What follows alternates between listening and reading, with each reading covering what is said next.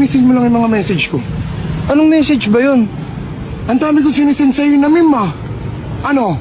Ay, importante ba yun? Udong, ako nagtatrabaho ako ng marangal para sumahod, para makapag-load ako sa Facebook, makapanood ako ng mga nakakatawang video na isisend ko sa inyo. Tapos magsisend ka lang? Hindi ko naman Ang laki ng ginagastos ko sa load para sa inyo para hindi lang ako ang masaya, kayo rin. Gusto ko tumawa rin kayo. Wala kang ginagawang masama. Oo. Nagsisend ako sa iyo ng video, halos 20 memes everyday.